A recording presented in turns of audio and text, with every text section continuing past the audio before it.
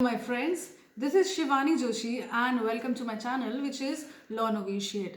हम कल के वीडियो में डिस्कस कर चुके थे स्पेसिफिक रिलीफ एक्ट के सेक्शन 1 एंड 2 और उससे पहले जो वीडियोस हैं हमने उसमें डिस्कस किया था प्रोबेशन ऑफ ऑफेंडर एक्ट के सेक्शन 1 से लेके सेक्शन 4 तक. आज हम डिस्कस करने जा रहे हैं सेक्शन 3. सेक्शन 3 कहता है कि अगर SRA में जो रिलीफ मिली है स्पेसिफिक परफॉर्मेंस की, वही रिलीफ अगर हमें ना कि वो उसके अलावा अगर हमें रिलीफ मिलती है किसी कॉन्ट्रैक्ट के अंदर, तो हमें वो रिलीफ हम चूकेंगे नहीं, हमें मिल सकती है और हम डिप्राइव नहीं होंगे उस रिलीफ के लिए. आई रिपीट, सबसेक्शन 1 कहता है कि स्पेसिफिक रिलीफ एक्ट में जो हमें रिलीफ मिल रही है उस रिलीफ के अलावा अगर हमें कॉन्ट्रैक्ट एक्ट के अंदर रिलीफ मिलती है तो हम उसके लिए डिप्राइव नहीं हैं, हम वो रिलीफ ले सकते हैं. एंड सेकेंड कहता है स्पेसिफिक रिलीफ एक्ट के जो प्रोविजंस हैं वो प्रोविजंस रजिस्ट्रेशन एक्ट के ऊपर अफेक्ट नहीं डालेंगे उनके ऑपरेशन पे जो रिलेटेड है डॉक्यूमेंट से. सेक्शन 4 कहता है कि specific relief act individual civil rights के इन्फोर्समेंट के लिए ही ग्रांट किया जाएगा, ना कि पीनल लॉज के इन्फोर्समेंट में. आई रिपीट, सेक्शन 4 कहता है SRA जो है वो सिर्फ और सिर्फ enforcement of individual civil rights and not for the enforcement of penal laws. Section 5 कहता है कि अगर हमें इमूवेबल प्रॉपर्टी के रिगार्डिंग रिकवरी करवानी है तो उसका स्पेसिफिक परफॉर्मेंस कैसे होगा. CPC, which means and it is extended, like extended we can say its expansion or full form of CPC is Civil Procedure Code. CPC के अकॉर्डिंग ही अगर हमें इमूवेबल प्रॉपर्टी की रिकवरी करवानी है, उसका रिकवरी क्या स्पेसिफिक परफॉर्मेंस के लिए, तो हम CPC के अकॉर्डिंग करवा सकते हैं, अदरवाइज नहीं. सेक्शन 5 आई रिपीट कहता है कि इमूवेबल प्रॉपर्टी के रिगार्डिंग अगर हमें रिकवरी करवानी है तो वो स्पेसिफिक परफॉर्मेंस CPC के अकॉर्डिंग होगी. सेक्शन 6 कहता है sued by the person who is dispossessed from the immovable property. अब ये कहता है कि अगर किसी भी पर्सन को इमूवेबल प्रॉपर्टी में से डिसपोजेस्ड कर दिया जाता है उसके बिना कंसेंट से, तो वो उसके पास क्या रिलीफ है. उसके पास रिलीफ ये है कि वो सूट लेके आ सकता है. सूट किस चीज़ का?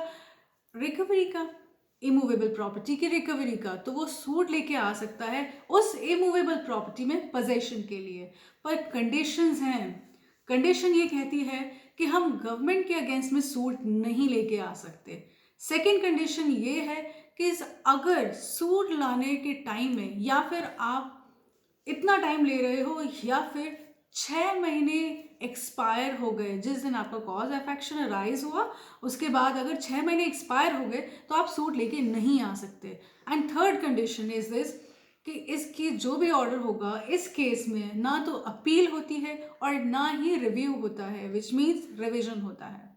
आई रिपीट, सबसेक्शन 2 सेक्शन 6 का ये कहता है कि ना ही ये सूट गवर्नमेंट के अगेंस्ट में इंस्टीट्यूट हो सकता है, ना ही 6 महीने के एक्सपायर होने के बाद ये इंस्टीट्यूट हो सकता है, और ना ही इस ऑर्डर की या इस केस के ऑर्डर या डिक्री जो भी आएगी उसकी अपील नहीं होगी, प्लस रिव्यू नहीं होगा, विच मीन्स रिविजन हो सकता है.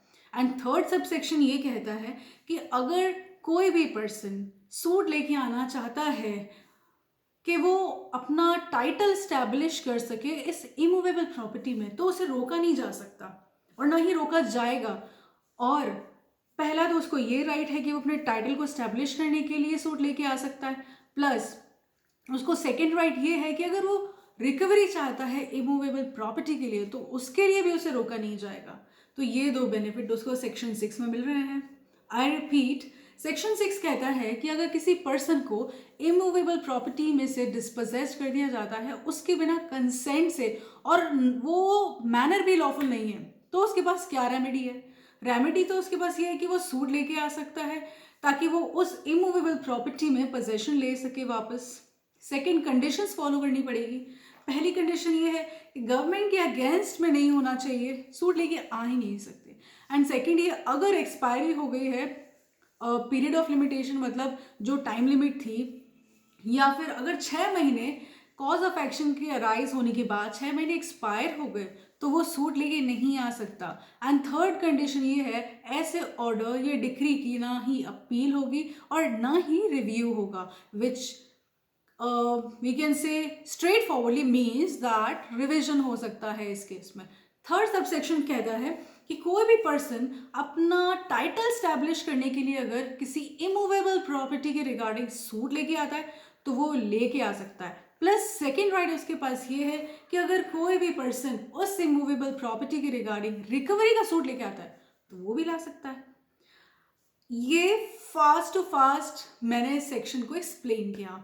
अब मैं इसकी फास्ट टू फास्ट समरी को एक्सप्लेन करती हूँ। वापस लेते हैं। सेक्शन 3 कहता है सेविंग्स, मतलब फर्स्ट इसका सबसेक्शन ये है कि स्पेसिफिक रिलीफ जो है वो एसआरए के अलावा अगर कोई कॉन्ट्रैक्ट में अवेलेबल है तो हम वो रिलीफ वहाँ से ले सकते हैं। सबसेक्शन 2 है कि एसआरए के कोई प्रोविजन है तो वो रजिस्ट्रेशन एक्ट के ऊपर एप्लीकेबल नहीं होंगे जो रिलेटेड है डॉक्यूमेंट से। सेक्शन 4 कहता है एसआरए जो है वो इंडिविजुअल सिविल राइट्स के इन्फोर्समेंट के लिए है, ना कि पीनल लॉ के इन्फोर्समेंट में ग्रांट की जाएगी। मतलब only for individual civil rights and not for the enforcement of in penal laws.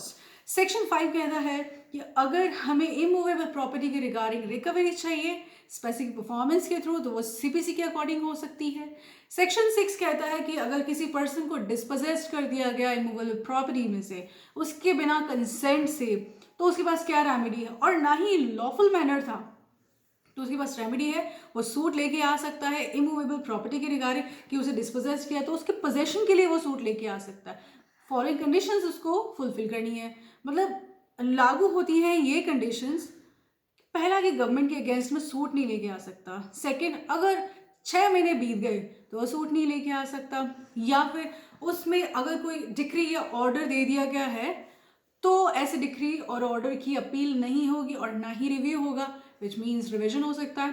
Third sub section, इस सेक्शन की कोई भी बात किसी पर्सन को नहीं रोक सकती अगर वो सूट लेके आना चाहता है अपने टाइटल को इस्टेब्लिश करने के लिए, जो कि टाइटल उसका उस इमूवेबल प्रॉपर्टी में है या फिर इस इमूवेबल प्रॉपर्टी में रिकवरी के लिए।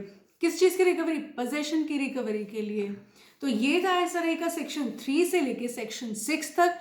Hope I have explained my video very well to you all। और मैं चाहती हूँ कि अगर आपको मेरा वीडियो पसंद आया तो प्लीज़ लाइक कीजिए, शेयर कीजिए एंड सब्सक्राइब कीजिए। कोई भी क्वेश्चन क्वेरी है तो प्लीज़ मुझसे कमेंट बॉक्स में पूछिए। And thank you so much for watching my video.